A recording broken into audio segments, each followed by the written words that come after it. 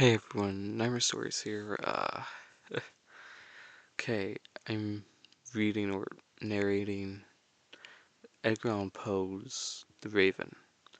Um, just wanna do a quick little, this might be my only October video. I will try to get a longer video out, but it will probably be early November, because I have to research everything, write a script, draw, all that shit for it. So it will be a lot longer process of making. That's gonna be a fucking theme of this.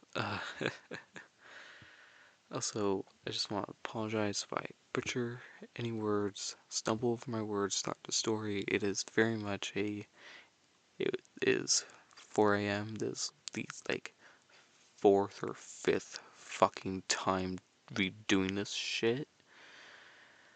I hope everything works out.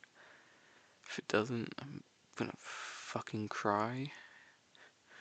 But yeah. Outside of that, I have socials: Instagram, Twitter, Blue Sky, TikTok. I think that's all the ones that fucking matter. Um, I'm probably missing something. I'm gonna fucking lose it when I remember. Also, I have a Discord server. It's called Nightcore. You can get it through you can get the link through my Instagram bio, I do believe. Yeah, if you want more consistent updates on shit with me, um, be the first to know when I upload or whatever, or when I'm working on videos. You can go there, and yeah. So that is so yeah. I'm praying to go sleep now once I finish editing everything. Um, enjoy the story. Once upon a midnight jury, while I pondered weak and weary over many a quaint and curious volume of forgotten lore, while I nodded nearly napping, suddenly there came a tapping, as of someone gently rapping at my chamber door. "'Tis some visitor," I muttered, tapping at my chamber door. "Only this, and nothing more." Distinctly I remember it was in the bleak December, and each separate dying emperor wrought its ghost upon the floor. Eagerly I wished the morrow. Vainly I had sought to borrow from my books her keys of sorrow for the lost Lenore, for the rare and radiant maiden whom the angels name Lenore, nameless here, forevermore. And the silken, sad, and stern rustling of each purple curtain filled me with fantastic terrors never felt before. So that now, to still the beating of my heart, I stood repeating, "'Tis some visitor entreating entrance at my chamber door, some late visitor entreating entrance at my chamber door.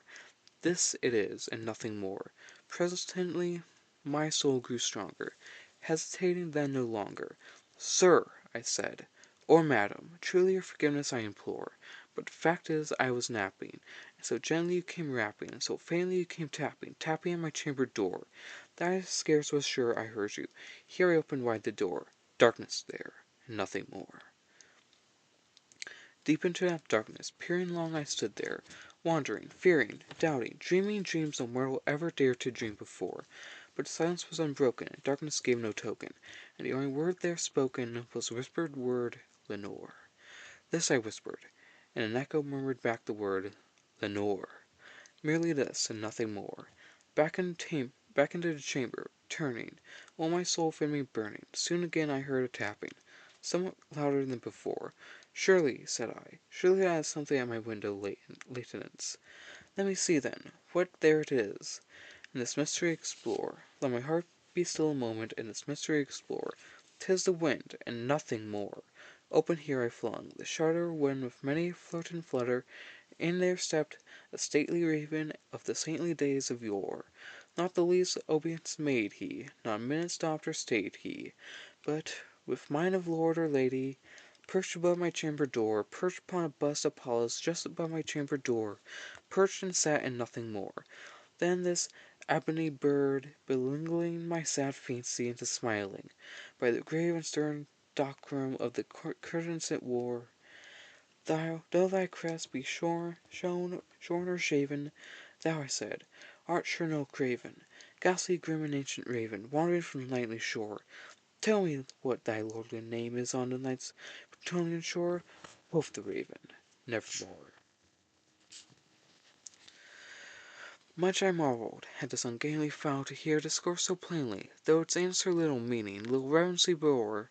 For we cannot help agreeing that no living human being ever yet was blessed with seeing bird above its chamber door, bird or beast upon a sculpted bust above his chamber door, with such a name as Nevermore. But the raven, sitting lonely on a placid bust, spoke only that one word, as if his soul in that one word he did outpour. Nothing further than he muttered, not farther than he fluttered, till I scarcely more than muttered, other friends have flown before, on the morrow he will leave me, as my hopes have flown before.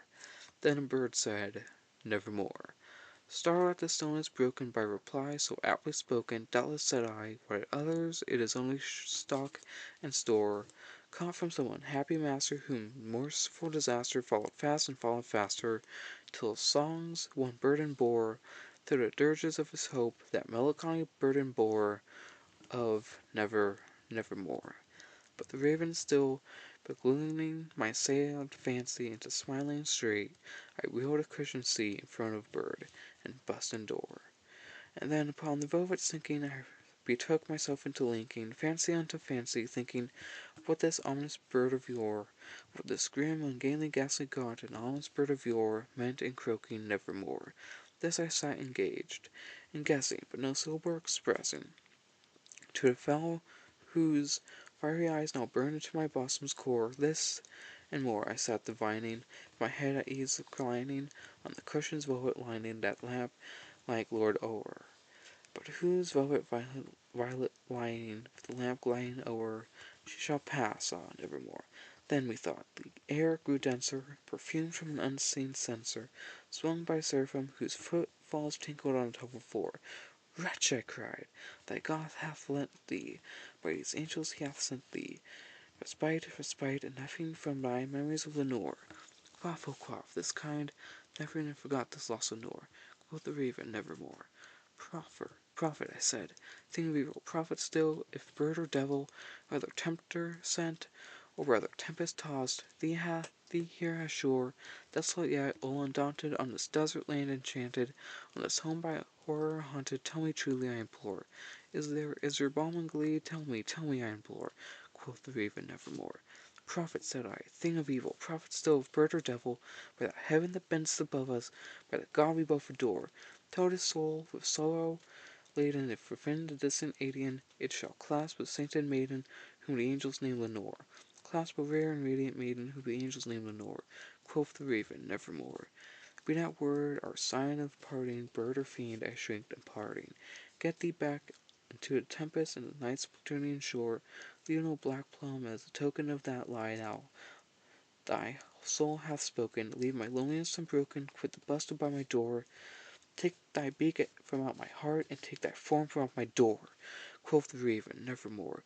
And raven, never fiddling, is still sitting on a paling bust of Apollo's just above my chamber door, and his eyes have all the seeming of a demon's that is dreaming, and the lamp light over him, streaming through his shadow onto the floor, and my soul from out that shadow lies floating on the floor, shall be lifted nevermore.